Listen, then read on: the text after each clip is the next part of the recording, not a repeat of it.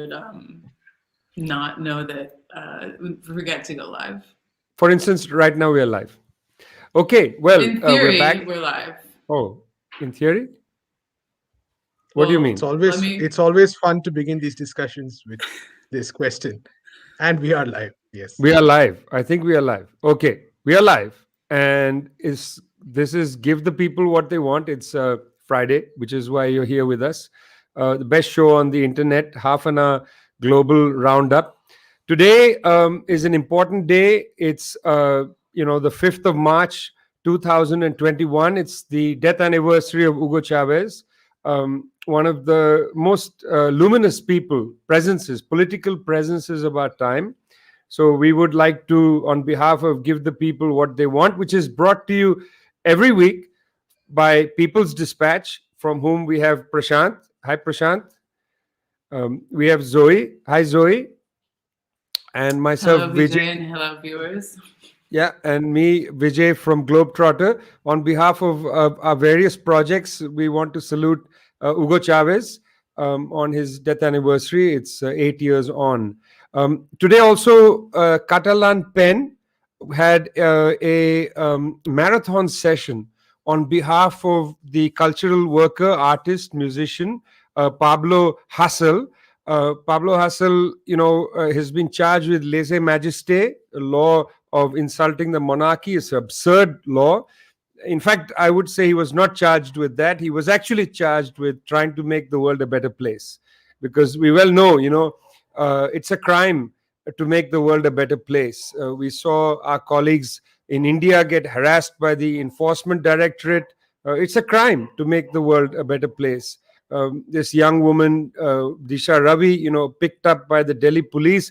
It's a crime to make the world a better place. It's not a crime to be a pandemic profiteer, like the top 10 billionaires who've made $500 billion in the first half of 2020. I mean, effectively, what we used to have a phrase, war profiteering, people who profit of war. These are pandemic profiteers. That's not a crime. It's a crime to try to make the world a better place. Prashant, just, towards your east, you're sitting in New Delhi, towards your east in Bangladesh, lots of sensitive people trying to make a better world, trying to make the world a better place, seem to keep getting into trouble. Bring us up to speed, Prashant, about what's happening in Bangladesh. Right. So there have been protests going on almost every day since February 25th, actually, when Mushtaq Ahmed, a writer, died. And Mushtaq Ahmed was 53 years old, and he had been in preventive detention for 10 months. And he had been detained after he criticized the government's response to the pandemic. Now, the interesting thing, or the sad thing, of course, is that he was arrested under a law called the Digital Security Act. And the Digital Security Act was introduced in 2018, and it's a law that basically gives the government a huge amount of power to silence any kind of criticism that happens online. Now, we've seen a lot of these laws enacted in many places across the world. India had its own version some years ago, which was struck down, called Section 66A. But basically, what this law gives the government the power to is to actually arrest without a due process and keep people in jail for huge amounts of time. Now, Mushtaq Ahmed, was denied bail 6 times, as was someone arrested alongside with him, a cartoonist called Ahmed Kabir Kishore, who was actually given bail just a few days ago, probably because of the crisis, the protests Mushtaq Ahmed's death led to. And there have been protests almost every day, journalists, students, activists coming out on the streets. They've been met with repression. There's been lathi charging, baton charging, there's been tear gas, all that kind of stuff. And what the protesters are demanding is a very simple very simple demand, that the Digital Security Act be withdrawn, there be a proper investigation into his death, because the government is claiming, of course, that he died of natural causes, although there are reports that he was already brought dead to hospital. But the tragedy of this, of course, is the fact that a writer who criticized the government's response to the pandemic was kept in jail for 10 months. Like, what kind of a system permits that? And again, of course, the fact is that this also becomes an issue, because after his death, says the other person is granted bail.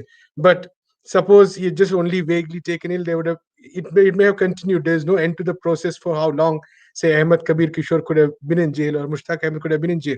So this is actually one of the things we've been talking about a lot, that while this law was introduced, say in 2018, the pandemic has provided states across the world an opportunity to actually crack down further on any kind of dissent. We've seen that, of course, recently in India, of course, with new regulations on how digital media or platforms like Amazon and Netflix can function. We've seen various repressive laws introduced or reintroduced across the world under the guise of, say, security and preventing the spread of the pandemic. We've seen dissidents being targeted. We're seeing protests and trade unions being attacked. All this in the name of COVID-19 prevention, whereas those associated with the government, those associated with the state, nonetheless get to have a free hand and do whatever they want. So we've seen that in a number of elections as well, that being used as an excuse. So I think this is an important time to also reflect on these kind of laws across the world, which, for instance, in Philippines, we have a very similar, very harsh, brutal terror law. Hearings against that are going on in the Supreme Court right now. That has been used against a number of people. The thing with the Bangladesh law, of course, is also the fact that journalists are among those who have been targeted extensively. So number of cases, hundreds of cases of journalists, including very senior journalists, being targeted with this law because it's phrased so vaguely that anything is interpreted as criticism. It's very easy to sort of crack down. So that's the situation right now. The government has taken a very almost, the Prime Minister responded in a very harsh and almost very uncaring manner. The government has said it will try to address some of the issues, but has refused to withdraw. So I think that in the coming weeks, we are definitely going to see more protests on this as well. I mean, this is a key story because, I mean, I think the way you put it is very well. In other words, here we have a situation, we have a pandemic, it's out of control pandemic. We have the people have the right to criticize a government for failing to step up, and provide rational policy. I mean, I think that should be a basic question of the UN Charter, applicable from the UN Charter. Seems to me, Prashant, these bills, Digital Security Act and so on, they violate the right of freedom of expression at the core. It's not even how they interpret it, but basically in the way they are framed. I mean, look, Bangladesh has struggled with this pandemic, but it seems that no country has really had as much internal conflict over this pandemic as Brazil. It's been a tough week in Brazil. I think that questions of being able to criticize the government for the way it's handled the pandemic is also on the table. Zoe, they consider this a historic week in Brazil regarding the pandemic. Take us to Brazil. Show us what's happening there. Well, Brazil has been kind of one of the worst impacted countries from COVID-19 since the beginning of the pandemic. There's been kind of just a complete disregard from the federal government of Jair Bolsonaro to take responsibility, to take measures and to protect the population. And this week we saw really concerning numbers, a record for the country, which, in terms of deaths, Brazil is second in the world, already over 260,000 deaths, more than 10.7 million infections. But this week, Brazil unfortunately broke its own record of most deaths per day, which was over 1,900. And so, I mean, these COVID milestones that keep getting broken down, milestones which we thought couldn't be surpassed, have been continually surpassed. And it's extremely concerning because in some parts of the world, there is a bit of optimism. There is kind of a bit of a new light in which we're looking at the COVID-19 pandemic because of the vaccine. But in Brazil, there's a feeling that there's kind of no end in sight. I mean, we're seeing new strains of the virus, more deadly strains that are just rapidly spreading. And the government still after now, I mean, let's see, on, what is it, in March 11th, it will be 1 year since this was declared a global pandemic. And Jair Bolsonaro still does not put the proper care and seriousness into dealing with this pandemic. Just to remind people, over a year, I mean, not less than a year ago, shortly after it was declared a global pandemic, Jair Bolsonaro famously said that it's just a little flu, and if you have a history as an athlete like he does, then you can easily get over this. And now we're talking about 260,000 people who have lost their lives because of his, callousness, of his just insistence on putting profit, on putting big business, on putting, his own beliefs about, disregarding vaccines, disregarding social distancing above protecting the Brazilian people. And of course, as we've seen across the board in Brazil, the people who are being most impacted are the working class people. It is the indigenous communities in Brazil. I mean, I really recommend that people follow Brasil de Fato. They have excellent coverage of this. They've been covering the pandemic since day one, have done really, really careful and thoughtful reporting on this, looking at the impact on, diverse communities, have really highlighted how in indigenous communities that are more isolated, that have, due to the same neoliberalism that's been put forth by Jair Bolsonaro, by Michel Temer following the coup in Brazil, public health infrastructure has been dismantled. Cuban doctors who were serving communities that have been horribly impacted by this pandemic were sent away. So, I mean, it's a tragedy. All of our solidarity and all of our, support to our Brazilian comrades who continue to resist, who are not able to take the streets because it is simply too dangerous. It is too dangerous to risk that in Brazil right now with the current situation. But they remain steadfast in their resistance to the government. As we know, there have been, at this point, I don't even know what the official number is, probably over 80 impeachment requests put before Brazilians Congress for Jair Bolsonaro to be impeached. The resistance has been constant. We see, of course, movements like the Landless Rural Workers movement responding directly to the needs of the people, providing food, providing support on healthcare, meeting the needs and putting the people above all else. So I think it's really unfortunate, and hopefully there is soon going to be more hope for Brazil. I mean, I know they've approved several vaccines. The vaccine rollout is happening, but unfortunately not fast enough. Last year, Folha de São Paulo, which is a mainstream newspaper, said that the main author of the tragedy is Jair Bolsonaro.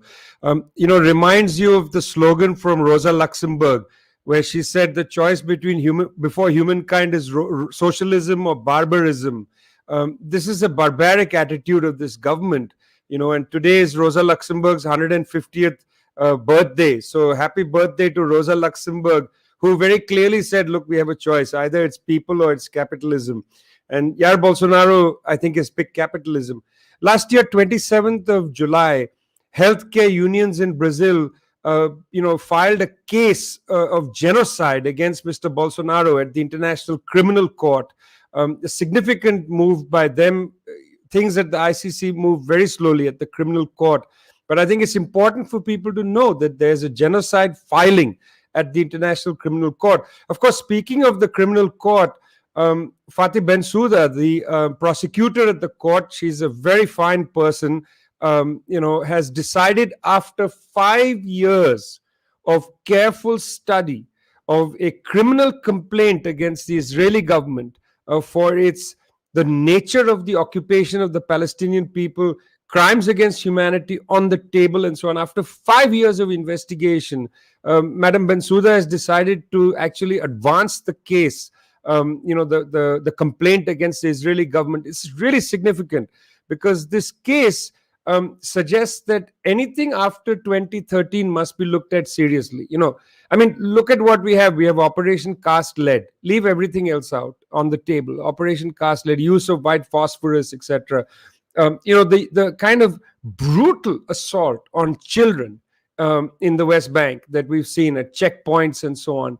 So I think people need to pay attention, of course, to the international criminal courts. I think now, this is a very important investigation, and I want people to pay attention to it because it will be attacked and they will try to discredit the International Criminal Court on the one side and Madam Bensouda on the other. She is from Gambia. She is a person of high integrity.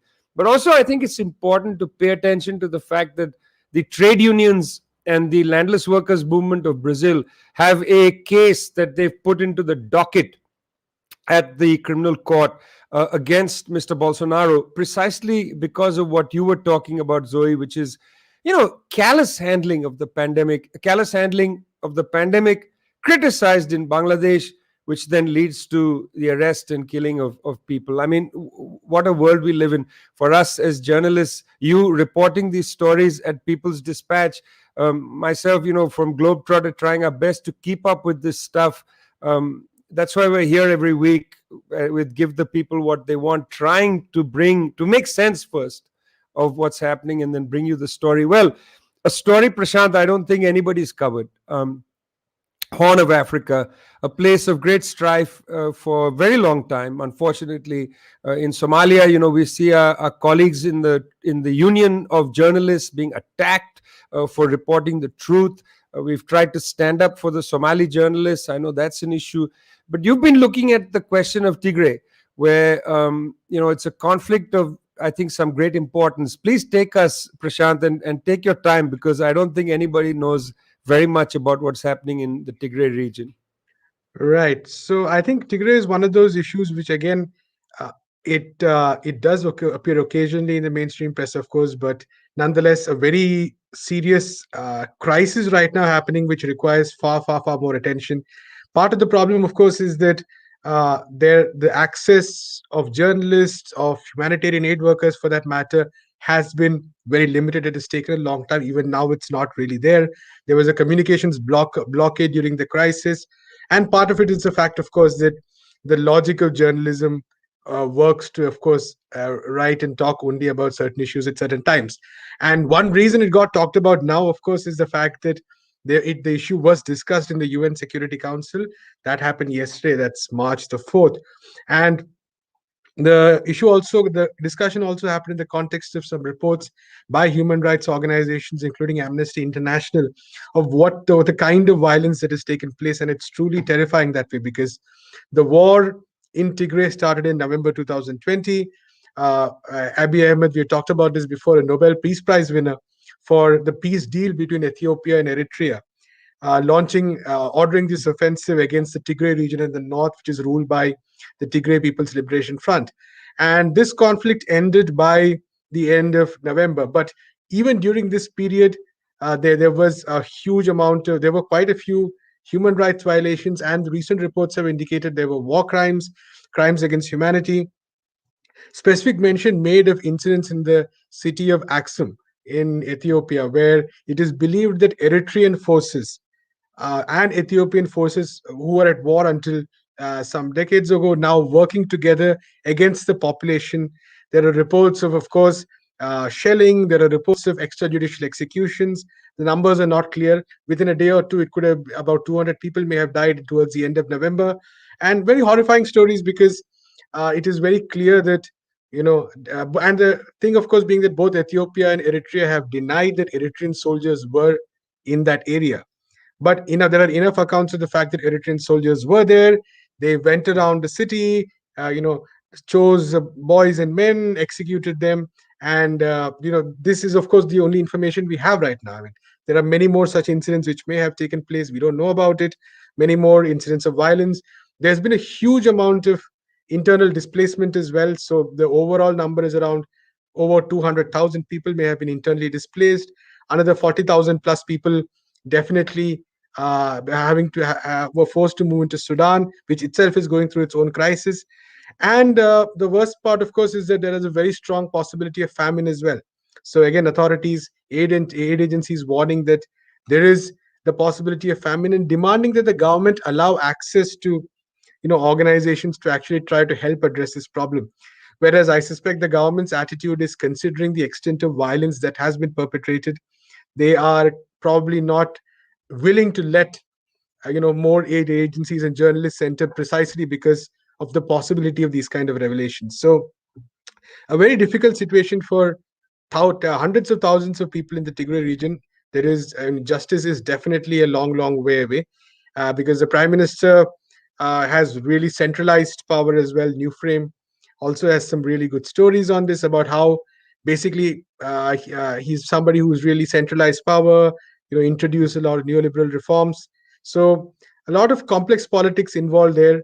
And I think in the coming weeks and months, it's also something that uh, progressive people, journalists, media organizations need to keep tracking, so that this issue is not really lost sight of, and just does not become one of those forgotten stories.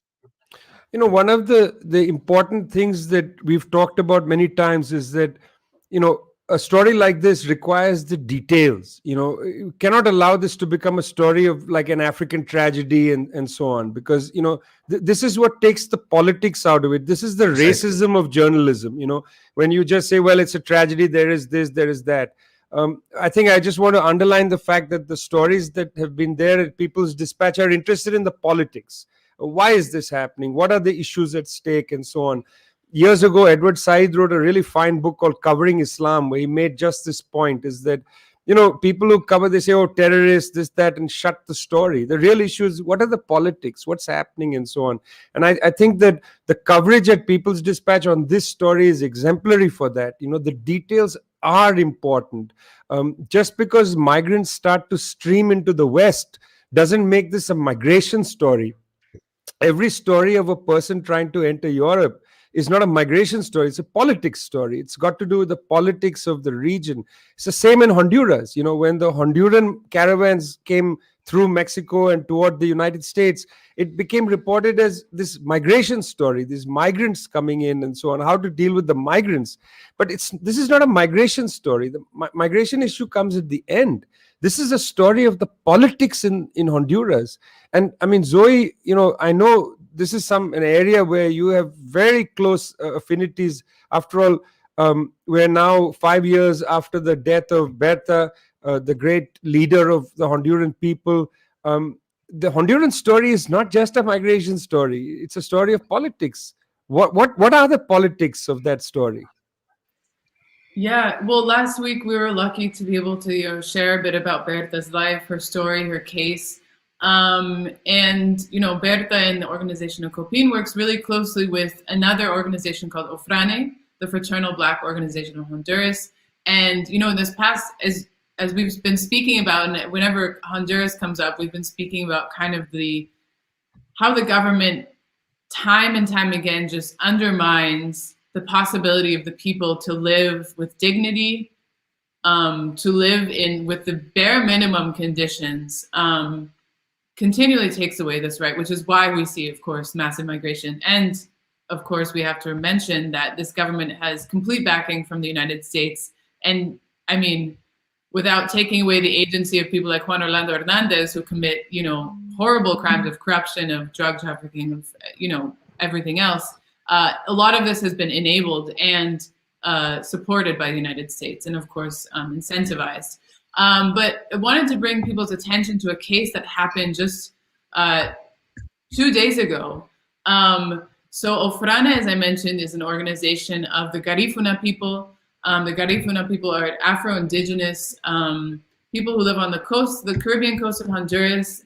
They've been engaged, of course, for decades in really strong resistance against, of course, this process of land privatization, of this process of displacement of the people in favor of extractive projects, in favor of something we'll look at in the dossier that's coming out in Tricon, these special economic development zones. And so the Garifuna people have been specifically targeted by these zones, essentially of creating lawlessness in terms of foreign investments. So these companies invest in these territories in Honduras, don't have to pay any taxes, don't have to abide by Honduran legislation. And these have by and large been projects that have been developed in territories of the Garifuna people. And so all this to say is that 2 days ago, two sisters from Ofrane, Marianela and Jennifer Soloranzo, they were detained and accused of land usurpation. And so these are women who have been very active in the organization of Ofrane. They've been, part of these efforts to fight against, land grab by these foreign companies, by the government. And they are the ones who are accused and still in detention to this day over land grabbing, of land usurpation. And so I think, this case is ridiculous, because how can you, people who's had their entire life and livelihoods uprooted to favor foreign capital against their ancestral rights, and now accused of land usurpation. And just to highlight, I mean, this is in a context where the Garifuna community has been facing countless attacks and violations of their human rights. According to Ofrane, in the past 2 years, over 40 members of their community have been assassinated in just 2 years. They have actually created this committee, this body that's called Sunla, which in Garifuna language, which the Garifuna people have their own language, it means enough. And this committee is created to investigate these crimes, to investigate these systematic rights violations that are essentially all related to territory and land disputes between the community and between foreign capital and the government, you know, giving all reins to foreign capital to displace these people. Again, want to mention the case of the 5 members of the Garifuna community who were kidnapped, forcibly disappeared in July of 2020. Their bodies, they have still not been found. And, you know, part of the idea of this committee is to be able to investigate these crimes that the Honduran state has no interest in finding the truth, finding justice for these communities, and actually would prefer that there is none. You know, we started off, of course, talking about Bangladesh. Pablo Hassel, Bangladesh, and so on. People thrown in prison, die in prison, you know, for being critical, trying to advance the cause of humanity. Now you're telling us about these people in Honduras. It's a pretty miserable situation, and yet, of course, people seem to continue to fight for things. This next couple of months are going to see a series of elections, and you know, I'm going to come back next week perhaps to the elections in Ecuador and in Chile and so on in South America. But today I just want to put in the few remaining time we have the fact that 225 million people in India are going to have their representatives chosen in the next months ahead, including in West Bengal, a state of 91 million people, I think in 7 or 8 phases. Unbelievable what the planning, why they've decided to do it like that. There are entire countries in the world that vote on one day. United States, a population of 320 million. Okay, it's a dysfunctional political system, but somehow they're able to have their representative, their vote happen in one day. In West Bengal, over 8 phases. I mean, seems to me is very odd and suspicious, but leave that aside. I don't know why, I'm just speculating. But 4 states, 1 union territory going to the polls. In none of them will the ruling BJP be tested as the farmers' movement enters 100 days of the farmers' struggle. They will not be tested in these states because these are not the states where this is the main live issue. The one state where the BJP is in power is in Assam, up in the northeast of India. And there the question of the Citizenship Amendment Act, this what I consider, I think many consider an anti-Muslim proposition by the extreme right government in New Delhi. This will be the issue to some extent, and the pandemic and unemployment and local issues will be there. It's a triangular contest. I think it's going to be possible for the BJP to pull it off, to win that again.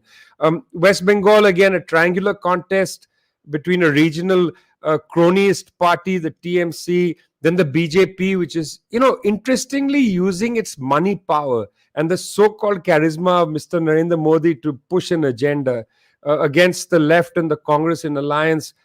Again, a split mandate. We don't know what's going to happen there. Most likely, this regional crony party will prevail. In Tamil Nadu, it's a contest between the AIADMK and the DMK. These are two parties that emerged out of Dravidian or non-Brahmin politics. I mean, there's a lot that unites them. There's a lot that shows them to be different. The DMK is led by a gentleman with the name of Stalin. It's in alliance with the left. Most likely it will win. The DMK has had a good run recently. The election I wanted to spend the last minute on is the election in Kerala. And Prashant, I mean, ordinarily I would say, Prashant, you should talk about it since you're from Kerala. But let me take advantage of the situation to say a few things. One is that since 1918, no government actually has been able to win a re-election. This is an extraordinarily a bright electorate. 36 million people live in Kerala. It's a highly literate society. They seem to want to keep going between the Left Democratic Front and the Congress-led UDF. And the reason I feel that this is the case is actually the electorate is quite polarized, and it's a matter of the margins going either way. This particular year, it is likely for the left to repeat and to beat anti-incumbency and win again. It's a government of some, I think, note, because they were able to deal with 2 years of terrible flooding, several viruses, the Nipah virus first, and now the pandemic in front. In fact, the health minister was profiled by The Guardian, KK Shailja. She was called Corona Slayer.